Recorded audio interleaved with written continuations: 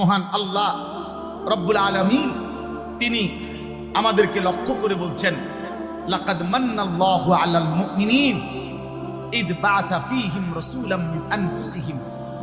এই পৃথিবীর সমস্ত ঈমানদার, যদি আমরা যারা মুমিন পরিচয়, আমাদের যাদের পরিচয় আমরা মুসলমান, আমরা যদি তামাম পৃথিবী দেখি, যে এই পৃথিবী আমরা ভোগ করতেছি, এই আলো বাতাস রোদ বৃষ্টি, আসমান জমিন চন্দ্র সূর্য, খাদ্য খাবার স্ত্রী সন্তান, আয় উপার্জন, ক্ষেত ফুল ফল ফসল, এই সব কিছু আমরা ভোগ করতেছি আল্লাহর দেওয়া। তো এটা যদি আমরা উপলব্ধি করি যে আলহামদুলিল্লাহ এগুলো আল্লাহ করে দিছে, অনেক বড় নেয়ামত, কিন্তু আমরা যদি আবার একটু চিন্তা করি, আল্লাহকে বলি, আল্লাহ এই যেগুলো আপনি আম করে দিছেন, আচ্ছা শুকরিয়া আপনি দিছেন, কিন্তু এগুলো তো আপনি কাফের মুশরিক বেঈমানদেরকেও দিছেন,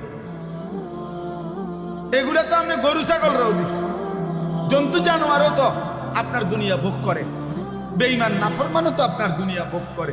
তা আমি যে আপনার উপরে ঈমান আনলাম, আমি যে লা ইলাহা ইল্লাল্লাহ মানলাম, আমারে আলাদা কি দিলেন সেটা বল। আল্লাহ বলবেন, হ্যাঁ এটাও তো একটা কথা, তোমারে আলাদা কি দিলাম, তো তাহলে আরেক প্লেট ভাত দাও, ভাত এক প্লেট বাড়াইয়া খাও, নাকি আরেক টুকরা গোশত লাও, দুই টুকরা মাছ লাও, তোমারে বেশটিটা দিলাম। এটা এই আল্লাহ তাআলা বলে, বান্দা মুমিন, হ্যাঁ এই তামাম কায়নাত আমারই দেওয়া, গোটা সৃষ্টি আমারই নিয়ামত, সব আয়োজন আমার, চারিদিকের যত আয়োজন সবই আমার, তোমার মাঝে যত আয়োজন সবই আমার। সানুরিহিম আয়াতিনা ফিল আফাক ওয়া ফি আনফুসিহিম হাত্তা ইয়াতাবায়্যানা লাহু আন্নাহুল হক। আল্লাহ বলে, দিক দিগন্তে যেদিকে দেখো বান্দা, আমার নিদর্শন কুদরত আমি আল্লাহ ছড়িয়ে দিলাম, এবং তোমাদের নিজ দেহে আমার নিদর্শন আমি রেখে দিলাম। তুমি যেটাই দেখো তোমার কাছে স্পষ্ট হবে এটাই আমি আল্লাহই সত্য। কে সত্য? আল্লাহই সত্য। তো আল্লাহ বলেন, তবে তোমরা যারা মুমিন, তোমরা যারা ঈমানওয়ালা, তোমরা যারা কালিমাওয়ালা, তোমরা যারা আমার ঈমান এনেছ, আমি আল্লাহ তোমাদেরকে এই দুনিয়ার সমস্ত নিয়ামতের অতিরিক্ত একটি স্পেশাল বিশেষ একটি দান, বিশেষ একটি দয়া, বিশেষ একটি অনুগ্রহ আমি আল্লাহ তোমাদের প্রতি করলাম। সেটা হলো ইজ বাআসা ফীহিম রাসূলাম মিন আনফুসিহিম। তোমাদেরই মাঝ থেকে আমি আল্লাহ, তোমাদেরই মাঝ থেকে আমি আল্লাহ আমার সবচেয়ে কলিজার টুকরা, আমার সবচেয়ে প্রিয় বন্ধু, আমার সবচেয়ে আপনজন, আখিরি নবী, আখিরি বন্ধু, আমার মাহবুব, আমার হাবিব, নবীয়ে দু জাহাঁ, নবীয়ে দু শাহাঁ, নবীয়ে দু আলম, ফখরে মওজুদাত, সৈয়দুর রসুল, মুসদ্দিকুর রসুল, নবীউল আম্বিয়া, খাতামুন নবিয়্যিন, নবী মুহাম্মদ আমার আখিরি বন্ধু সাল্লাল্লাহু আলাইহি ওয়াসাল্লাম, তাকে আমি তোমাদের জন্য দিলাম। আল্লাহ বলেন, স্পেশাল কি দিলাম? বন্ধু দিলাম। অতিরিক্ত কি দিলাম? বন্ধু দিলাম, হাবিব দিলাম, আমার কলজাটা দিয়ে দিলাম, আমার সবচেয়ে আপনটা দিয়ে দিলাম। না তো আমরা যেন গ্রহণ করলাম মুমিন। এবার আল্লাহকে আমরা জিজ্ঞেস করলাম, মালিক আপনি কেন দিলেন? আপনার সবচেয়ে প্রিয় বন্ধু আমাদের জন্য আপনি কেন দিলেন? আপনি কেন পাঠালেন এমন আপনজন আপনি আমাদের জন্য? তো আল্লাহ বলেন, তিনটা উদ্দেশ্যে। এক, ইয়াতলু আলাইহিম আয়াতিহি। আমি আল্লাহ প্রথম যে উদ্দেশ্যে আমার এই কলিজার টুকরা প্রিয় রাসূল, আমার বন্ধু মুহাম্মদ সাল্লাল্লাহু আলাইহি ওয়াসাল্লামকে তোমাদের জন্য দিলাম মুমিন, তার এক নাম্বার উদ্দেশ্য, তিনি আমার আয়াত সমূহ, আমার কোরআন, আমার আখিরি কিতাব, আমার আল্লাহ বলেন আমার আখিরি ওয়াহি কিয়ামত পর্যন্তের জন্য আমি আল্লাহ আমার প্রতিটা বান্দার জন্য চিরন্তন চূড়ান্ত যেই আসমানি কিতাব, চূড়ান্ত যেই ফয়সালা, চূড়ান্ত যেই আমি আল্লাহ তাআলা সংবিধান, জীবনের সকল কিছুর ব্যবস্থাপত্র দিলাম, সেই কোরআনুল কারীম বিশুদ্ধ করে তিনি তোমাদেরকে তিলাওয়াত করাবেন, শেখাবেন, শুদ্ধ উচ্চারণ করিয়ে আমার কালাম তোমাদেরকে শোনাবেন। এই উদ্দেশ্যে আমি আল্লাহ আমার রাসূলকে তোমাদের জন্য দিলাম। এলো এক। দুই নাম্বার, ওয়াইযাক্কিহিম, আমি আল্লাহ দ্বিতীয় যেই উদ্দেশ্যে নিলাম, গুনাহে ভরা, কুফরিতে ভরা, শিরিকে ভরা সমস্ত অন্যায়, পাপাচার, হত্যা, খুন, ধর্ষণ, চুরি, ডাকাতি, মদ, জুয়া, ছিনতাই, রাহাজানি, অন্তরের যত মন্দ বদ অভ্যাস, কু অভ্যাস, এই সমস্ত হারাম মন্দ বদ অভ্যাস থেকে তোমাদেরকে মুক্ত করে টেনে তোমাদের অন্তর ঈমান, আমল, আখিরাত, আখলাক, উত্তম চরিত্রের রঙে সাজিয়ে দেওয়ার জন্য আমি রাসূল পাঠালাম। ওয়াইযাক্কিহিম। তিন নাম্বার, ওয়ায়ুআল্লিমুহুমুল কিতাবা ওয়াল হিকমা, আমি আল্লাহ এই যে কোরআন দিলাম, এই কোরআন আর আমার কোরআনের ব্যাখ্যার জন্য, কোরআন বুঝাইয়া বলার জন্য আমার বন্ধুর জবানের হাদিস, আমার বন্ধুর জিন্দেগি, এই দুইটার মাধ্যমে তোমাদেরকে আখিরাত উপযোগী, জান্নাত উপযোগী জীবন হাতে কলমে শিখিয়ে দেওয়া, গড়ে দেওয়া, সাজিয়ে দেওয়া, পুরা হালাল কোনটা, হারাম কোনটা, উচিত কোনটা, অনুচিত কোনটা, করণীয় কোনটা, বর্জনীয় কোনটা, আদেশ কোনটা, নিষেধ কোনটা, এই সব কিছু আমি আল্লাহ যেন তোমাদেরকে বিন্দু বিন্দু করে হাতে কলমে প্র্যাকটিক্যাল আমার বন্ধু যেন শিখাইতে পারে, দেখাইতে পারে, বুঝাইতে পারে, যেন একটা সুতার জন্য, একটা বুদ্ধির জন্য, একটা পরামর্শের জন্য কারো কাছে যেতে না হয়। রাতের যত মাসআলা, দিনের যত মাসআলা, একাকিত্বের যত বিষয়, রাজপথের যত বিষয়, বাজারের যত বিষয়, সংসারের যত বিষয়, যত কিছু বলো, খাদ্য বলো, পেশাব বলো, ঘুম বলো, নিদ্রা বলো, স্বামী স্ত্রীর একাকিত্ব বলো, রাত গভীরের অন্ধকারের একাকিত্ব বলো, আর বাজার, আর মাঠ, আর হাট, আর ঘাট, আর উপার্জন, আর রাষ্ট্র, আর পরিচালনা, সব কিছুতে যেন তিনি তোমাদেরকে আমার মানসা মতো, আমার চাহিদা মতো কোরআন সুন্নাহর আলোকে জীবন সাজিয়ে দিতে পারেন, গড়ে দিতে পারেন। এই জন্য আমি আল্লাহ আমার রাসূলকে পাঠাই। আল্লাহ বলেন এই তিন উদ্দেশ্য। এক, আমার কোরআন তিনি তিলাওয়াত করবেন, বিশুদ্ধ শুদ্ধ উচ্চারণ তোমাদেরকে শোনাবেন, তোমাদেরকে শিখাবেন। হযরত আব্দুল্লাহ ইবনে মাসউদ রাদিয়াল্লাহু তাআলা আনহু, তার থেকে বর্ণিত হাদিস আছে, নবী সাল্লাল্লাহু আলাইহি সাল্লাম উনাকে একদিন বলছিলেন, ইবনে মাসউদ ইকরা আলাইয়াল কোরআন, রিয়াজুস সালিহিনের মধ্যে এই হাদিস আছে, তুমি আমাকে কোরআন পড়ে শোনাও, তেলাওয়াত করো আমার সামনে। আল্লাহর নবী সাল্লাল্লাহু আলাইহি সাল্লামের এই কথার জবাবে তিনি বললেন, আকরাউ আলাইকা ওয়া আলাইকা উনজিলা, ইয়া রাসূলুল্লাহ, আমি আপনার সামনে কোরআন পড়ব, অথচ কোরআন তো আপনার উপরেই নাজিল হয়, আপনার উপরেই নাজিল হয়, আপনার সামনে আমি কোরআন শোনাবো কোন নবী? এত বড় হিম্মত আমার কেমনে হবে?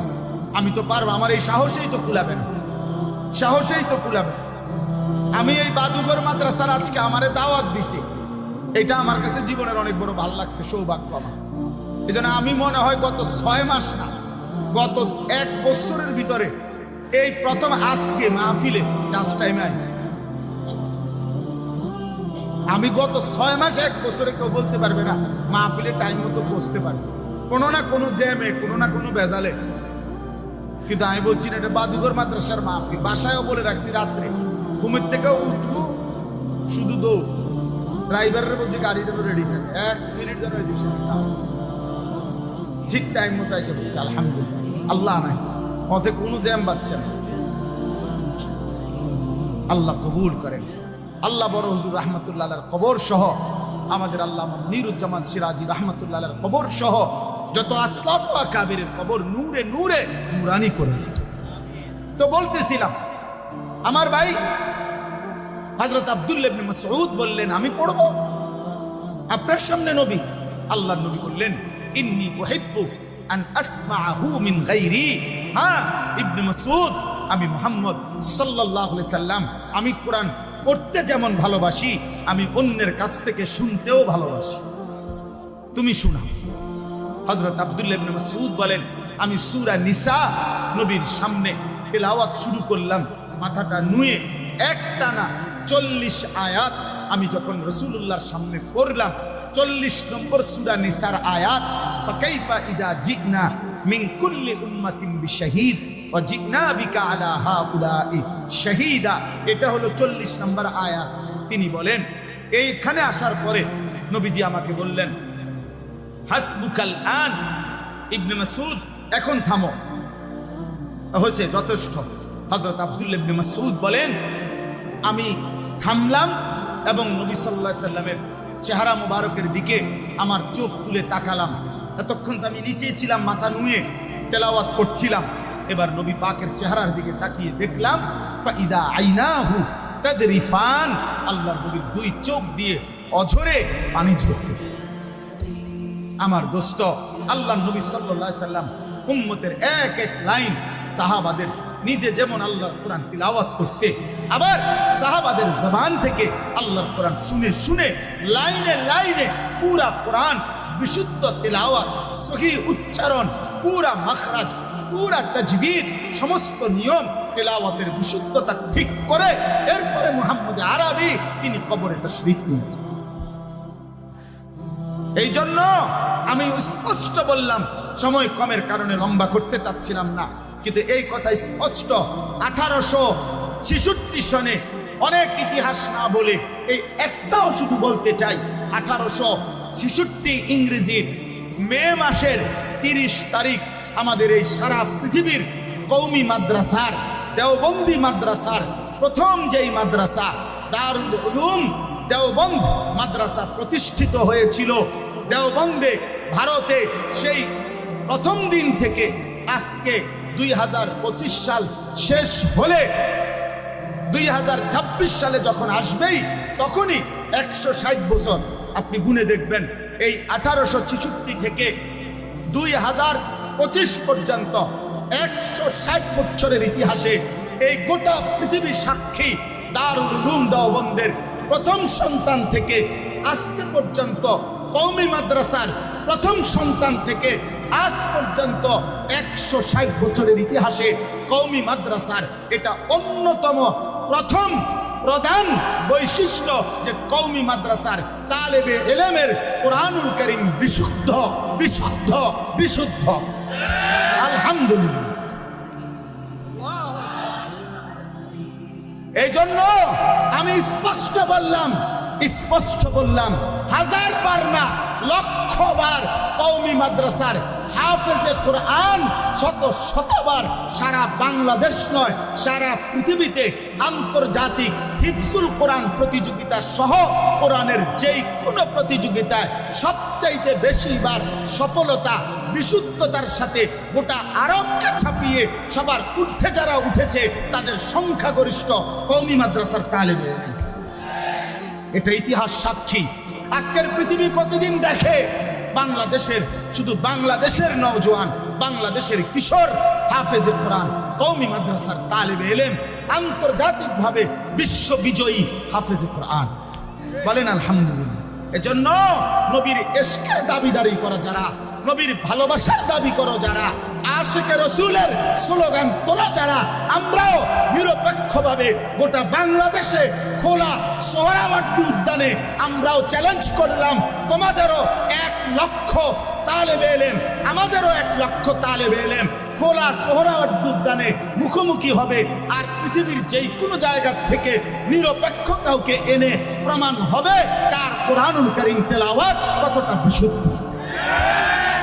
চলো ডেট দাও সোহরাওয়ার্দী উদ্যানে, আমরা মধুপুরের হুজুরের কম হুজুর থাকবো। আমাদের কায়েদে মিল্লাত আল্লামা আব্দুল হামিদ পীর সাহেব মধুপুর বললে উড়ে এলাই বসব। হ্যাঁ, এজন্য রাসূলুল্লাহ সাল্লাল্লাহু আলাইহি সাল্লামের জিন্দেগীর প্রথম মিশন, আল্লাহ তাকে পাঠানোর প্রথম মাকসাদ, এটার সাথে যাদের এত বেশি নিবিড় সম্পর্ক, নবী প্রেরণের প্রথম উদ্দেশ্য কোরআন বিশুদ্ধ তেলাওয়াত, কোরআনের সহি উচ্চারণ, কোরআনের পবিত্র উচ্চারণ, এটার সাথে যুগ যুগ ধরে যাদের এত সম্পর্ক, যেই কওমি মাদ্রাসাগুলোর শতভাগ ছাত্র কোরআন শরীফ বিশুদ্ধ করে রাসূলুল্লাহ সাল্লাল্লাহু আলাইহি সাল্লামের এই আমানতকে হেফাজত করছে, তারা এই মিথ্যাবাদী, তারা নবীর দুশমন হবে। এই কথা কোন লজ্জায় বলছ বেটা? লজ্জা করে না বেটা? শরম নাই বেটা? তারা নবীর দুশমন হবে কেন? তারা নবীর দুশমন হবে কেন? এজন্য আরো তো বাকিগুলো আছেই। সুন্নাতের অনুসরণ, অন্তর পবিত্রতা করা, আখলাক চরিত্রের পবিত্রতা এবং কোরআন সুন্নার ইলম, উলুম, আমল সারা পৃথিবীময় ছড়িয়ে দেওয়া, এটা তো ইনশাআল্লাহ ঘন্টার পর ঘন্টা কওমি মাদ্রাসার একজন আদনা তালেবে ইলম 160 বছরে দেওবন্দের উলামায়ে কেরাম, বাংলাদেশের উলামায়ে কেরাম, কওমি মাদ্রাসার উলামায়ে কেরাম, আল্লাহর রাসূলের এই 3 মিশন: 1 কোরআনুল কারীমের বিশুদ্ধ তেলাওয়াত, 2 অন্তরকে যাবতীয় মন্দ, বদ, কু অভ্যাস থেকে পবিত্র করে ঈমান ইসলামের আলোয় অন্তর আলোকিত করা, 3 কোরআন সুন্নাহ মতো জীবন পরিচালনার ক্ষেত্রে আজও ইনশাআল্লাহ কওমি মাদ্রাসা প্রমাণ করতে রাজি আছে যে আমরা রাসূলুল্লাহর এই 3 মিশন আমরা গ্রহণ করে আছি কি না, আছি কি না। আজও আমরা প্রমাণ করতে রাজি। তুমি 100টা নবীর সুন্নাতের একটা ব্যানারের মধ্যে লেখা তুমি আগে লাগাও, লাগাইয়া এবার চলো 100 কওমি মাদ্রাসার তালেবে ইলম আর তোমাদেরও তালেবে ইলম একসাথ করে প্রমাণ করো। ওইখান থেকে মিলাইবা যে নবীর সুন্নাত আমরা মানি কয়টা, তোমরা মানো কয়টা।